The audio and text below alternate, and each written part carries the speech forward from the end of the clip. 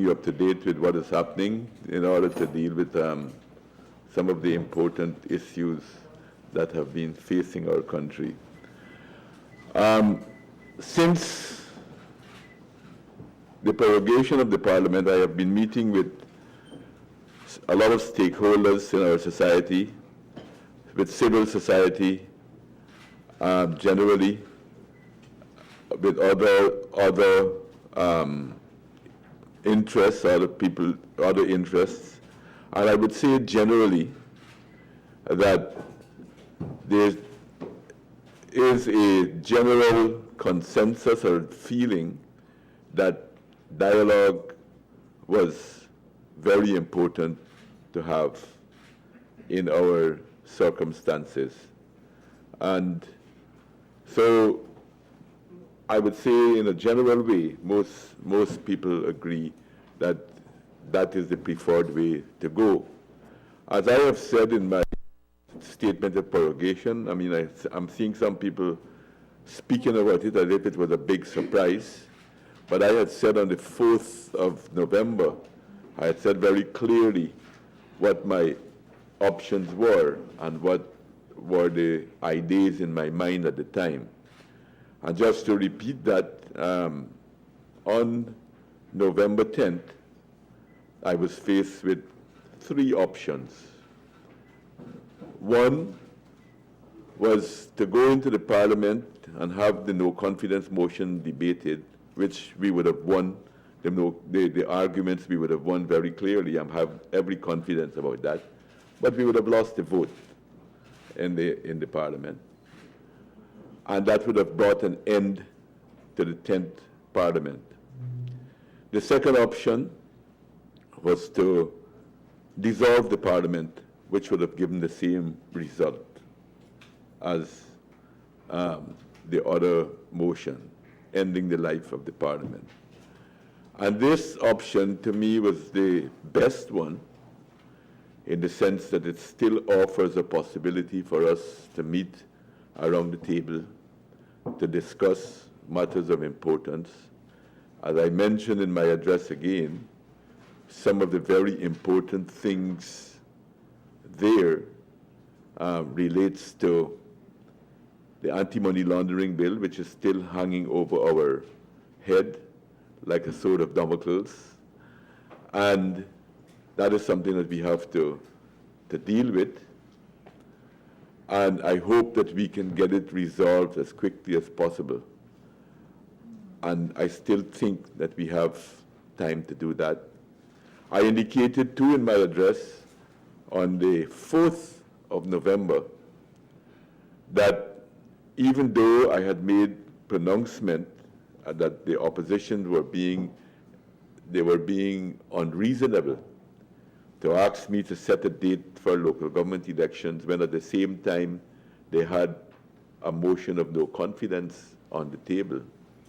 I did indicate that I was ready to go to local government election in the second quarter of next year, and that is fundamentally based on the timeline that GCOM has given me, not only in words but in writing, that they have a letter to say that they will need 6 months in order to prepare for a local government elections.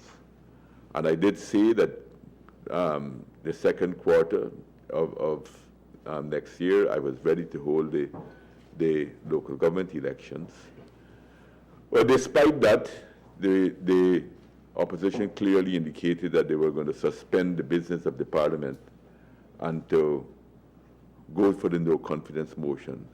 I myself still want to give dialogue a chance. I think that some of these things are important. There are other very important bills too that I would like to see not going over to the 11th Parliament if we can get them out of the way in this Parliament. It includes a sweeping education bill that we have now. The telecommunications bill is at the level of select committee to have some more work done in it to bring it to the National Assembly. So I think that these are some of the important areas that we can probably talk about, we can find agreement on. I know that the opposition there seems to be expressing some eagerness to pass the telecommunication bill. They have been insisting about the local government elections, and I mentioned just how, even though I thought the position that they were putting to me was rather confused, I still was ready to name the time for the local government elections. Since then, of course, the prorogation has taken place, and there seems to be a lot of misconception and misunderstanding, some of them deliberate and possibly some of them genuine. Prorogation is in our Constitution, and I have acted within the Constitution. I have acted legally and democratically in that regard. The accusation that this is creating a dictatorship or a semi-dictatorship and all of that makes really no sense when you think about it. Because it gives me, prorogation does not give me a new power or anything new authority, nothing it has given me that will turn me into a dictator. So I think most of that, some of it probably was designed to fool the gullible, and some to try to create misunderstanding and confusion. I have no power. I cannot rule by decree. I cannot pass laws by myself. That is why I want the parliament. That is the first. If I could have done that, then I would have passed all of these laws already that I think are so important. But I can't. That is why I wanted the parliament to continue, to see if we can to get them moving again. Then I've heard this wild accusation that we want to keep the parliament going because we want to spend money as we like. This again is utter nonsense. We have a budget, we have to spend within the budget. Our Constitution dictates clearly how we spend money. Is clearly dictated in the Constitution.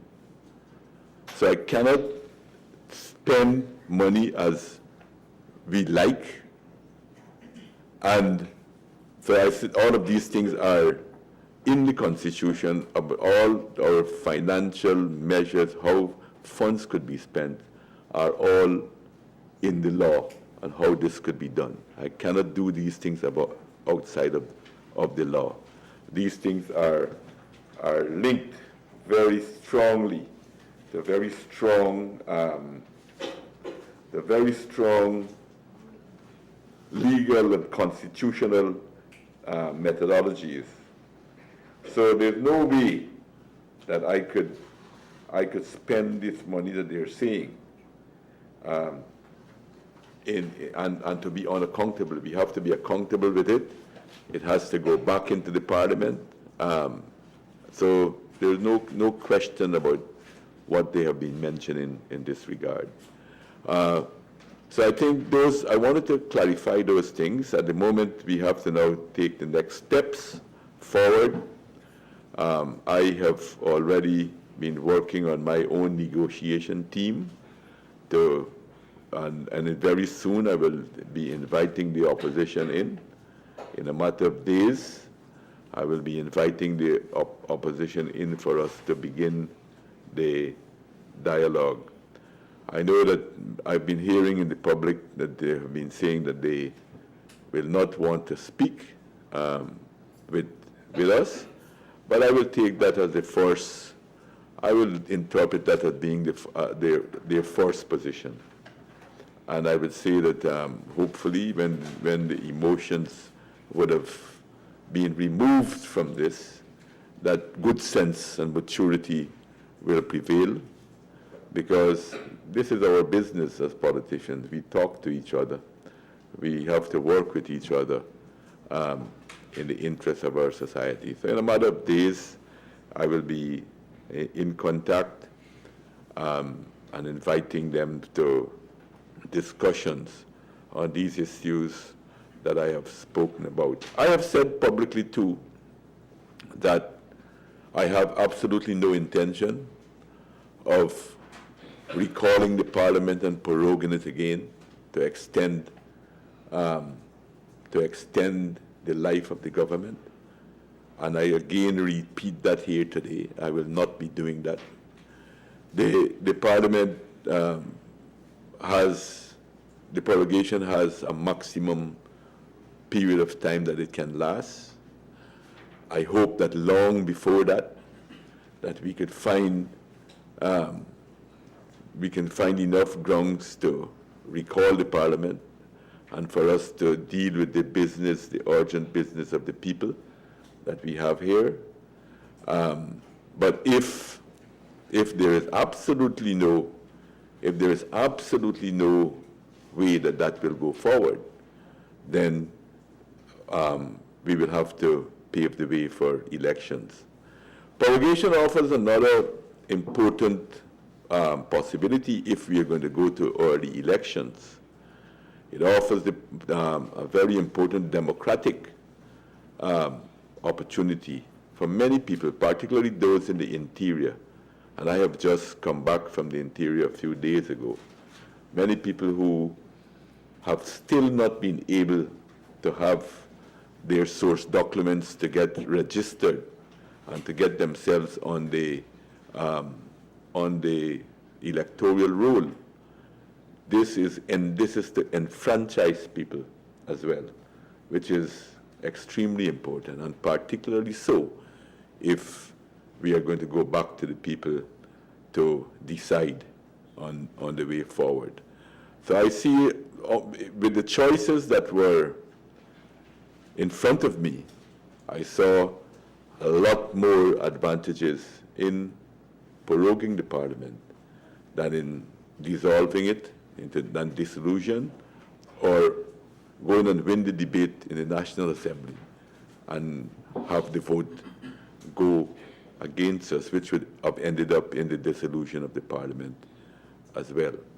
So those are some of the points I wanted to make, to have an opportunity to clear up some of the misconceptions and to give you an opportunity to ask any questions that you might need clarity on at this point in time. Gary Eliezer. One, two, and Gary Eliezer, News. Sir, you talk of dialogue and inviting the opposition for talks. Both AP and UNFC have said clearly no talks outside of Parliament. Should your invitation be turned down, what's next? What are the realistic avenues available? And you also talk of acting constitutionally. Could you respond to those who say that you're cherry picking with the Constitution and that you're choosing certain provisions while ignoring others? You spoke also of expenditure. The government rather is constitutionally due to bring a budget by March 30th. How is the government approaching this in light of Parliament improvement? We're working on a budget despite of all of this. We are all optimistic. No, how do you get it through Parliament? Well, no, let me come to that. I don't know if you have been listening to me or if you come with your mind fixed with the question that you have to ask, and you find it difficult to adjust. But you, no. I did say that I heard them saying that they will not dialogue with me. And I did also say that I take that as their first position, right? That I will, because I am working on an assumption that I'm dealing with serious people, that I'm dealing with matured people, that I'm dealing with people who would like to see our country go forward despite the many setbacks that they have put our country through already. And therefore, I am going to persevere to have, to encourage them for us to have dialogue on the important issues that I have mentioned, and that they have been putting up. I have put up, for me, one of the most important issues is the anti-money laundering bill. for them, they have put up the whole question of the local government elections. So I think we could find accommodation. So that's why I'm saying that let us see that this first period go off. This is filled with emotions and so forth, and hopefully that maturity and good sense will prevail in that regard. Yes, ma'am. Oh, and Sorry, they came with the Constitution. well, I don't know what they're talking about as far as the cherry picking of the Constitution is concerned. One of the things I've heard is that local government elections were not held and they were constitutionally due. But they know, and we went through this here, I think, at previous press conferences about why the local government elections were not called. It's not a question that we don't want local government elections. We could not have held local government elections before, and up to 2010, when it was possible to hold the local government elections, it was on the request of the then leader of the opposition that the former President Jagdeo postponed the elections of 2010. And just also to mention to you that in order for us not to have had these local government elections, legally and constitutionally, every year from 1998, we had to go to the Parliament with a bill seeking that these local government elections be postponed for the following year. And every year, until when, 2013 or 2014, 2014, I think, 2013, every single year, the opposition voted with us on these matters. So I don't know if that is one of the cherry picking that they're talking about. The Procurement Commission, you know, the Procurement Commission was the commission that we have put in place. You want me to go back over these things again, it seems like. But we also have a condition in that the Parliament must put back the Cabinet's no objection. And we talked about that over and over here again, that it is extremely important function. This is a function of the executive. This is not a function of the Parliament or the opposition. This is a function that the executive has to carry on. And therefore, the executive, minimum, we need to give our no objections. Every other country in the region, cabinet awards contract. We don't award contract.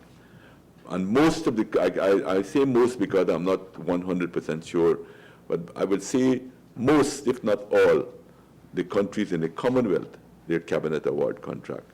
We don't.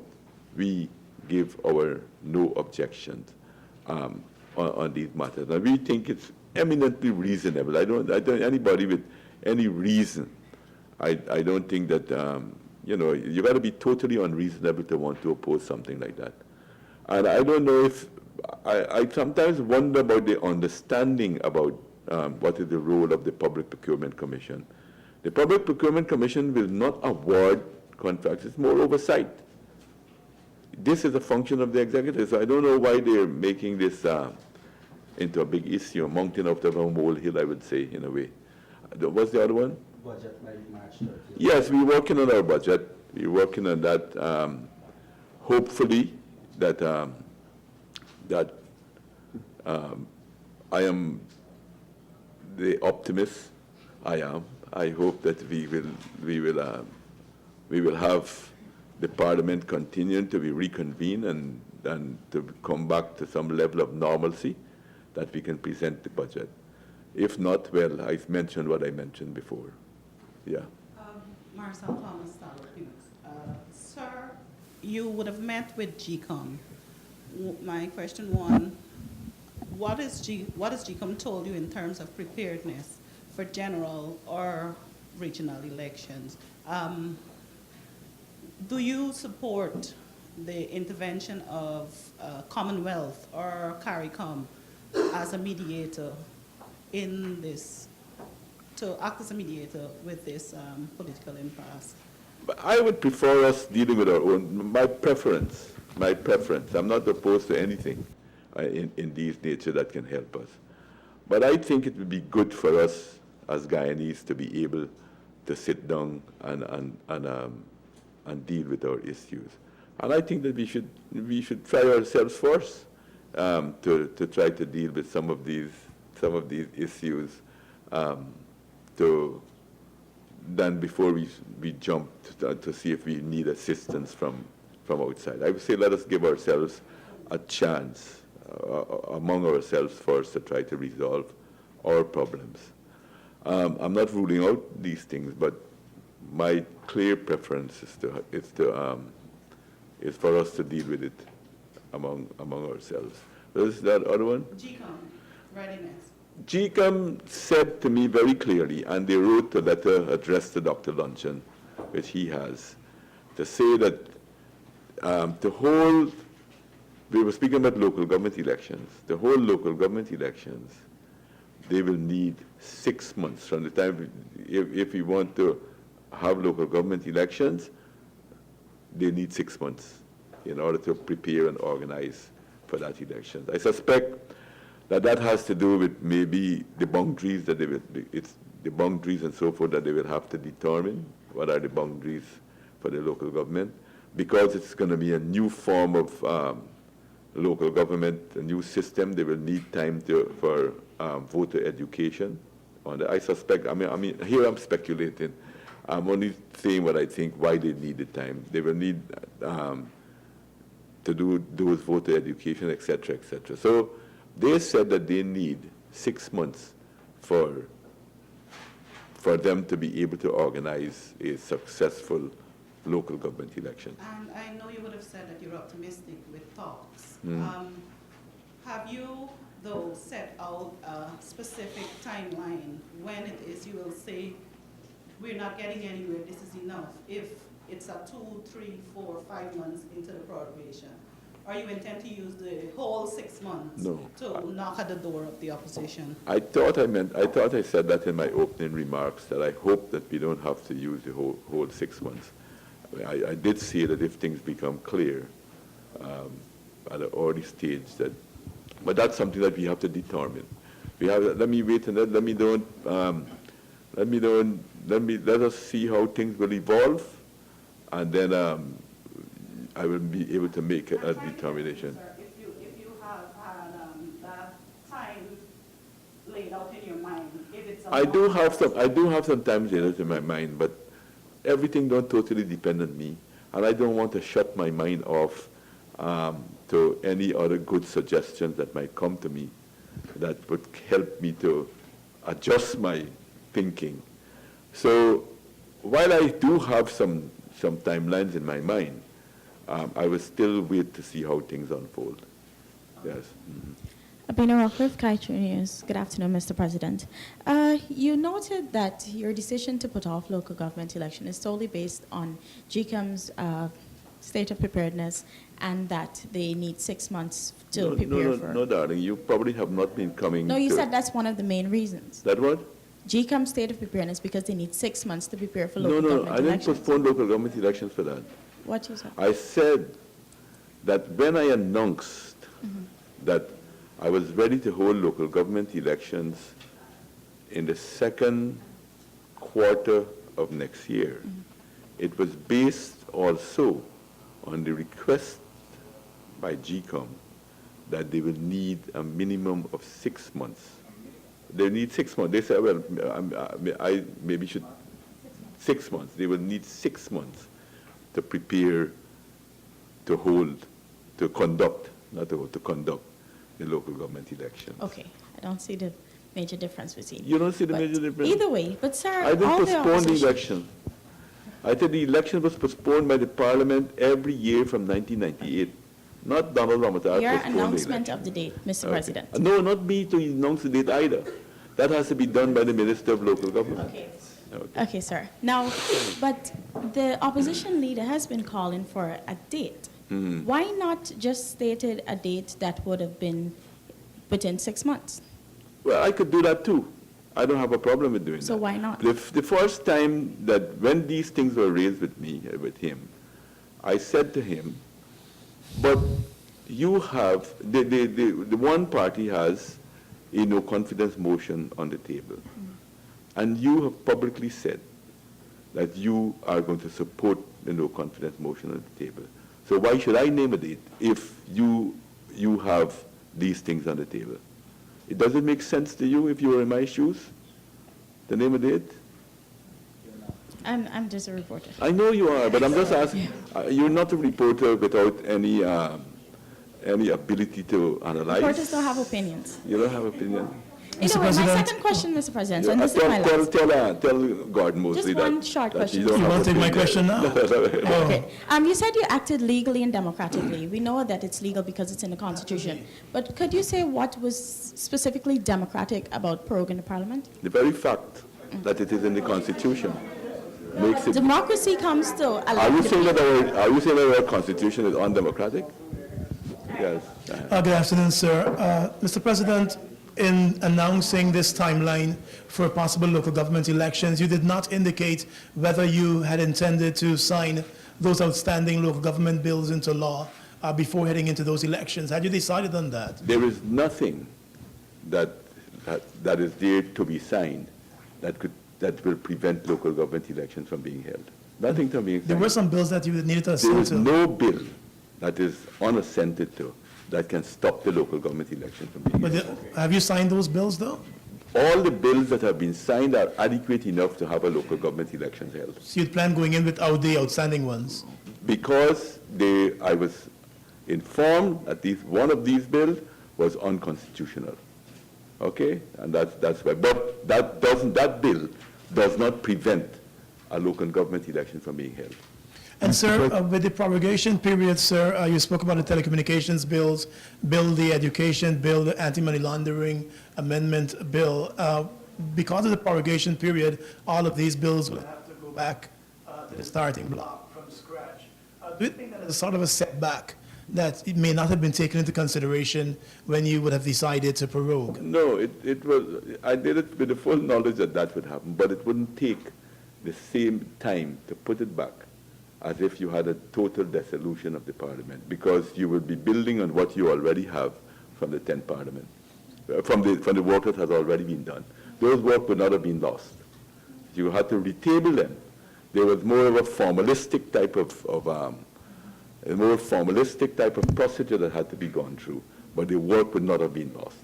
And sir, some of these bills would have been just at the doorsteps of final passage before the prorogation period.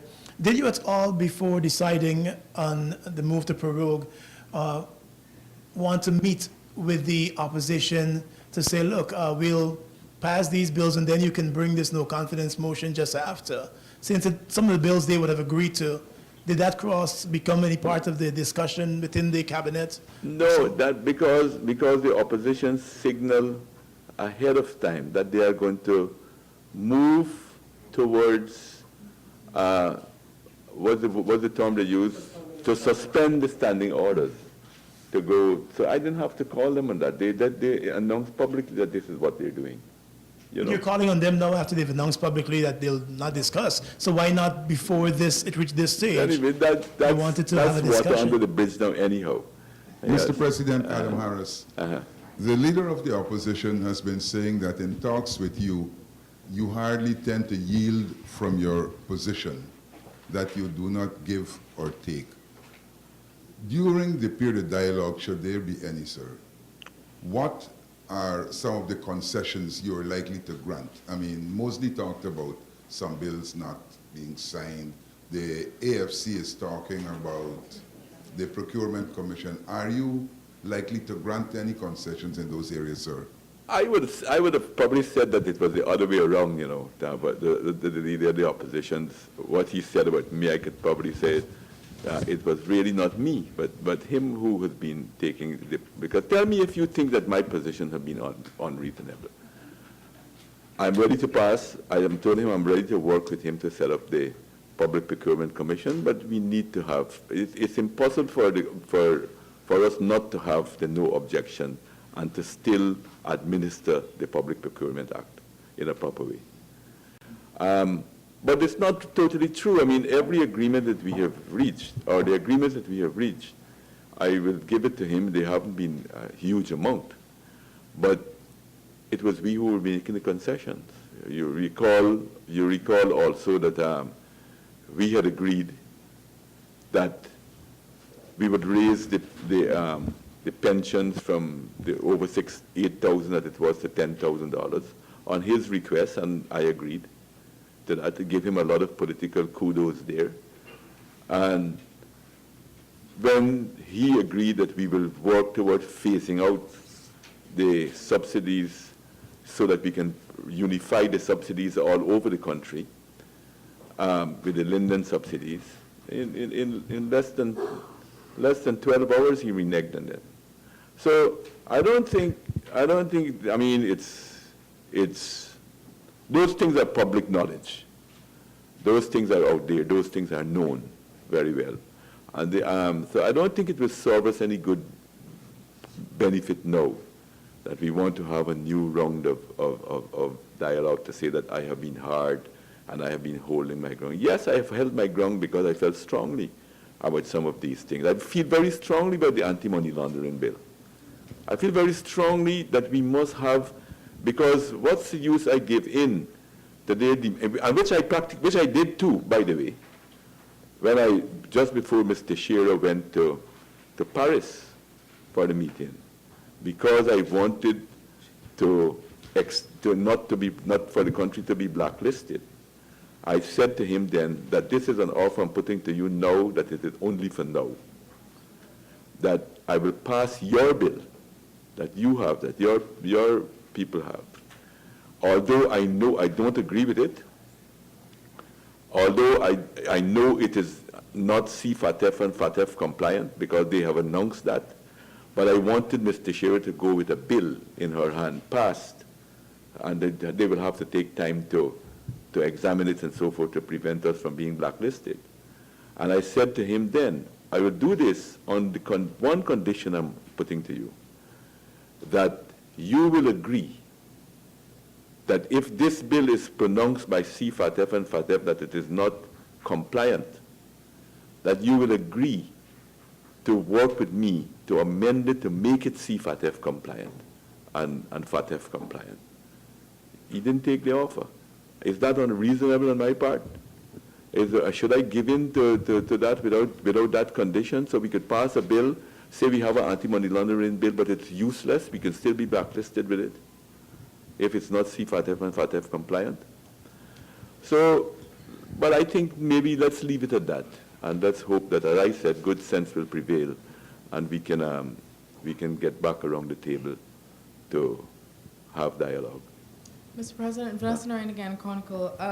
Regarding a question you answered earlier about third parties being invited to mediate talks, Mr. Trotman has sent an invitation to the Commonwealth Parliamentary Association inviting them to engage with the political parties to get past the gridlock. No, I don't know if I should say what I'm thinking right now, but I answered that question already to say that I prefer that we make our efforts here internally first. I'm not saying that I will not accept assistance from outside. I'm not saying that at all. All I'm saying is that let us give ourselves a chance to deal with this issue first. Mr. President, Newmark, Capital News. Sir, you said that your government was being accountable in the spending of finances. How is that consistent with what your government has actually done, which is spent $4.5 billion without Parliament? And I never had any negotiation. And we could not have approval, which led to the no confidence vote in the first place. I don't know if this is a characteristic of journalists. They keep asking the same question, even though you answer them at previous press conferences over and over again. But I will repeat for your good self. What we have done has been totally legal and accountable. I want you to recall that in 2012, when our budget was cut for the first time, we went to the court because we felt that it was unconstitutional to do so.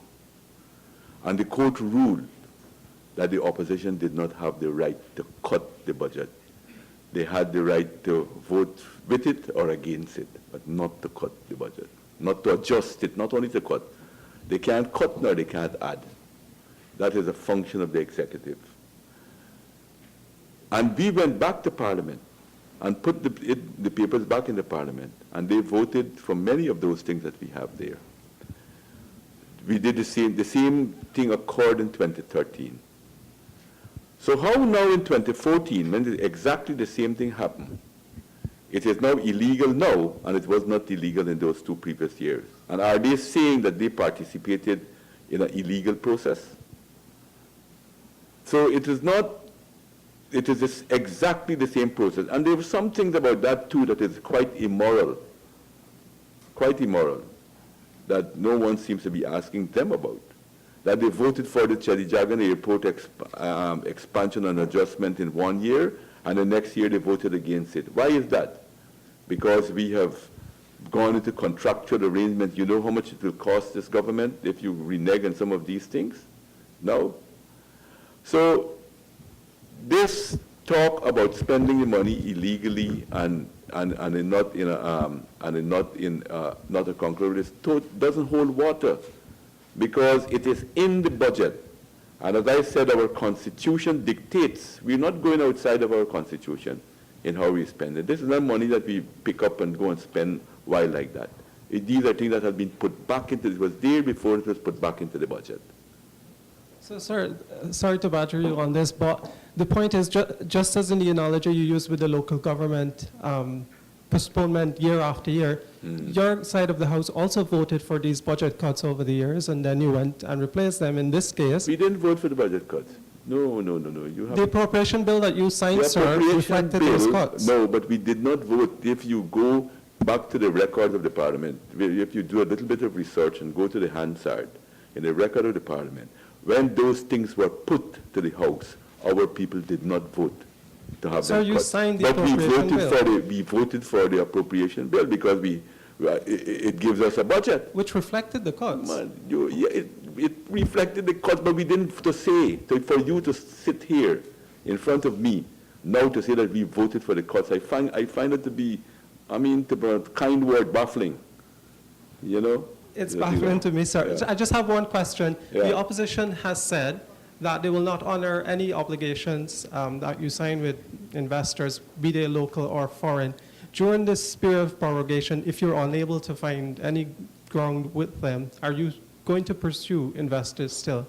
Sure, I would not try to hold back the development of our country if we're getting good investments in our society. In fact, I find that, as I said, I don't want to say some of the things because I want to talk with the opposition. But I don't know why anyone would like to stymie the development of our country if we're getting very good investments in our society, and we will be acting perfectly legally and constitutionally by dealing with any type of investments that we have. We will surely, if we have, we of course we judge things on a case-by-case basis, and if we judge that this is good in the interest of our country, sure, we'll go ahead. The opposition must win the elections if they're not going to honor it, which I doubt they will be able to do. Because this time I'm going back for my majority bigger than ever before. Yeah. Yes. So when you got into power, you first addressed the parliament and you kind of laid out an olive branch to the opposition. How do you rate yourself as coming through the years when you made that initial approach to them? When you addressed the parliament and you said you're willing to work with the opposition and so on. Over the years, for the last 2-3 years, how do you see yourself as reaching out to them? Well, The efforts you've made. well, as I said, it didn't bring all the results that I wanted. I thought that we could have developed a much better working relationship. And I thought that if we only base ourselves on what is in the interests of the people of our country, that I thought that there were many, many areas that we could have found agreement on. But you know what happened. I need not elaborate. Maybe personal political agendas seems to have been more important for some people than national development.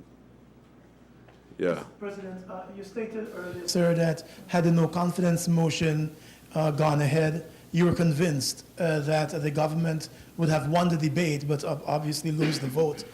Sir, don't you think winning the debate that would have been televised would have been enough to convince the voting Guyanese public to give you the majority after the elections. But that's heading a into chance I elections. took.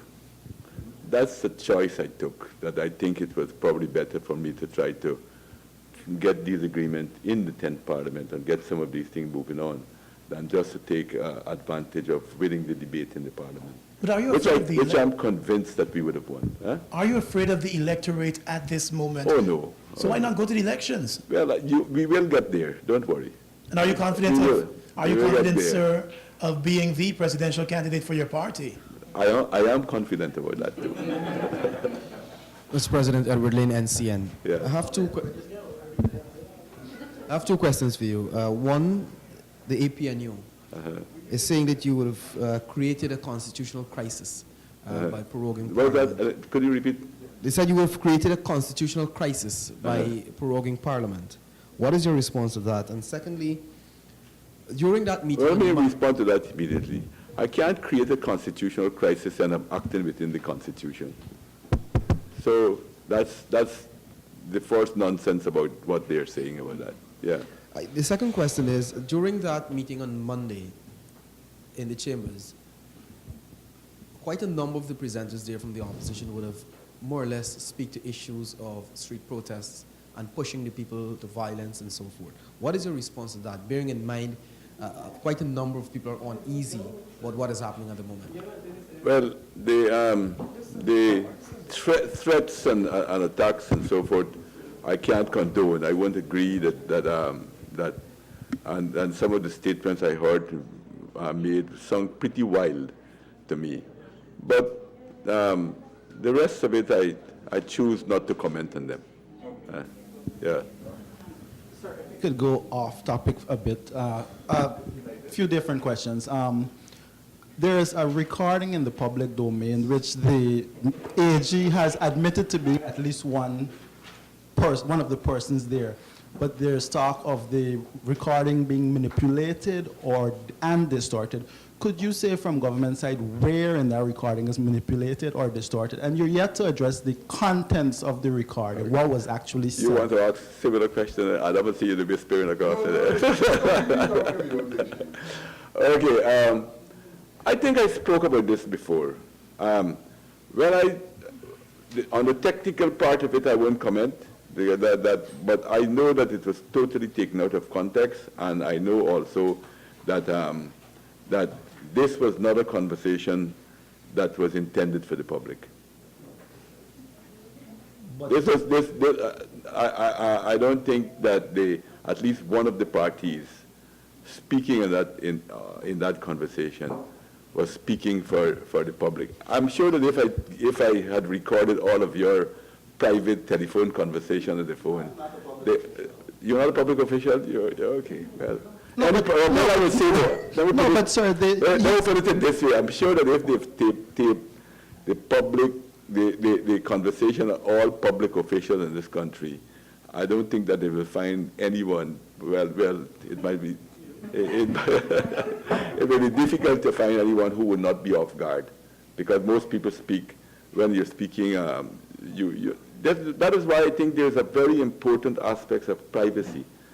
I think that privacy and confidentiality are important, and this is what is being slaughtered in this country by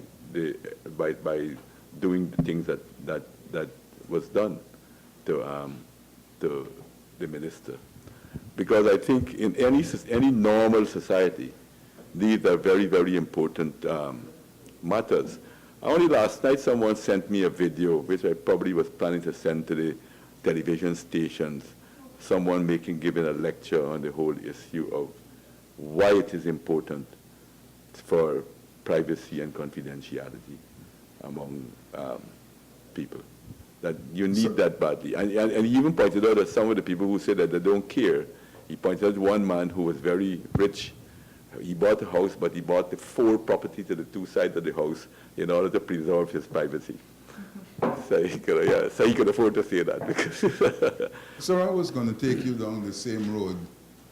If Mr. Nandalal's conversation was so private, how different was it from the conversation Winston Felix had with Basil Williams that was made public and that the very Nandalal said the Constitution allowed? Well, I think I had a private conversation with you on that matter. You did raise it to me, and I told you that Nandalal was right on both counts. He was right when he said about Felix, because at that time we did not have a law. We did not have a law in relation to that. So when he made those comments, he was right then. And he's right now, because we do have a law in place at this point in time. Follow up, Mr. President. Other than the fact that it was a private conversation not intended for the public, what are some of the points taken But into that don't bother consideration? you. That don't bother you that. No, you I'm don't asking you a send question. What are some of the points taken into consideration by you and your government when you decided a few hours after the recording was made public to support Minister Nandalal? Because I just mentioned them, the two main points. One, they were not intended for the public, and two, they were taken out of context.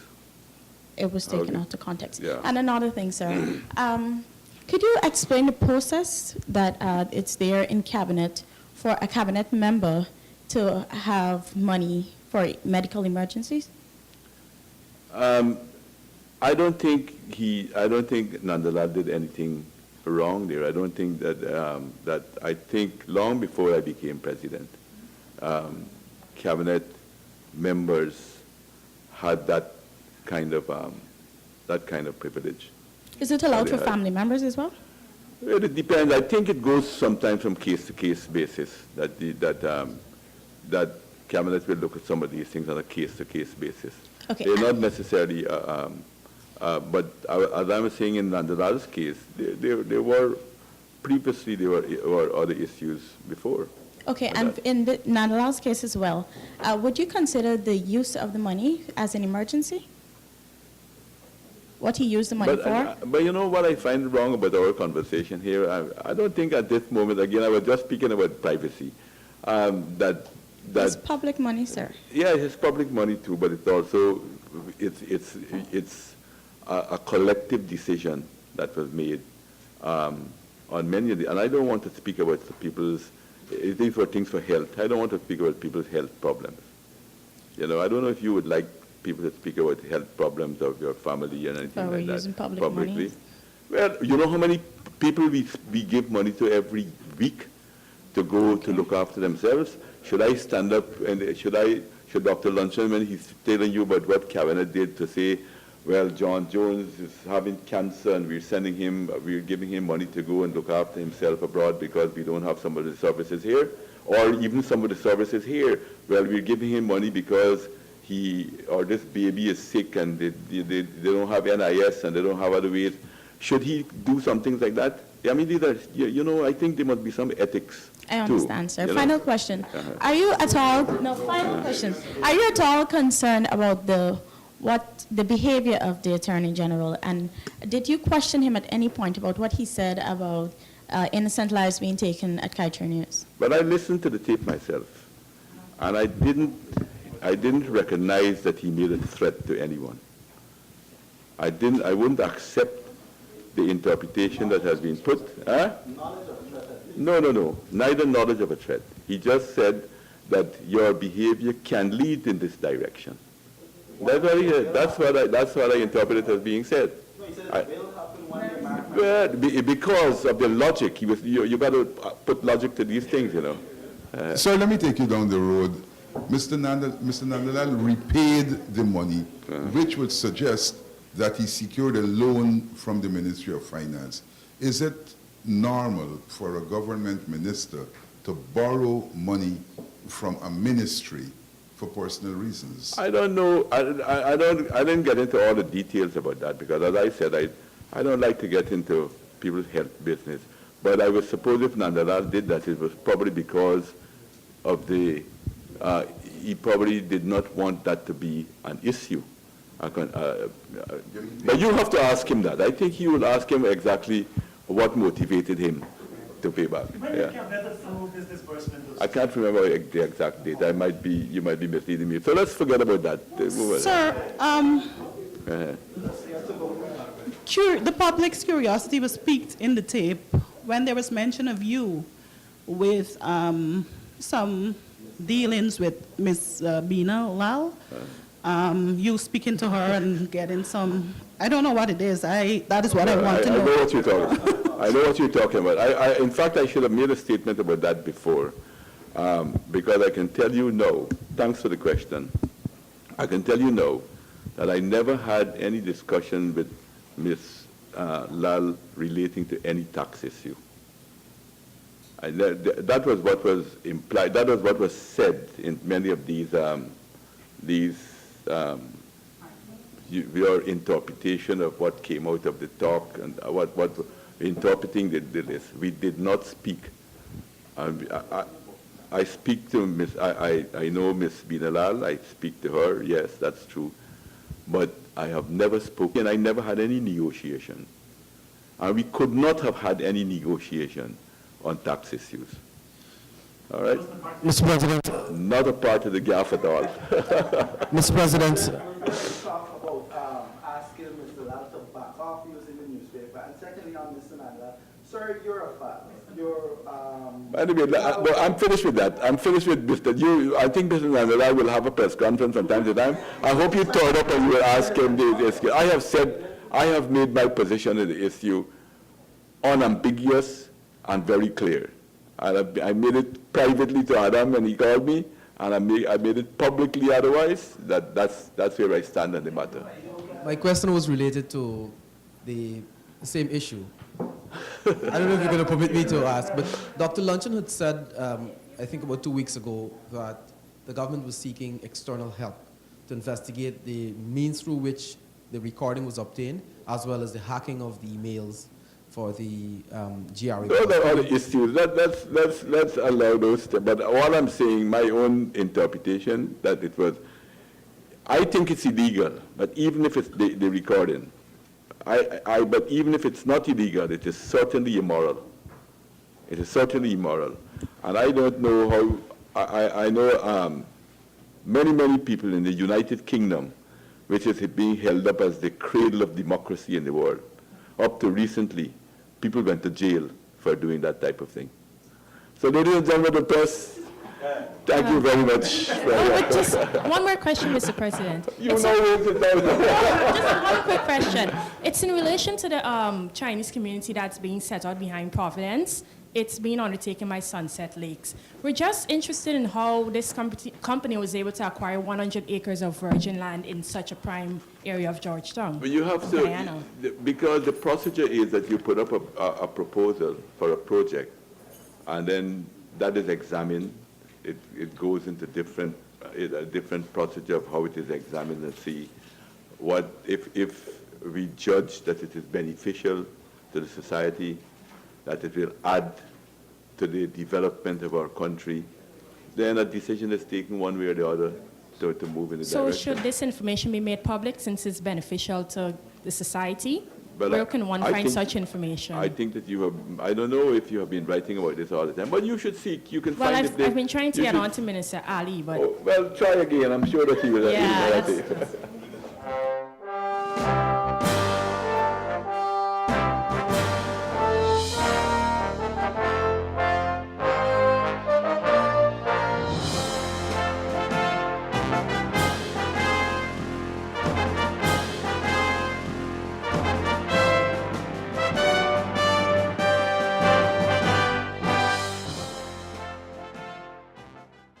to her. We never had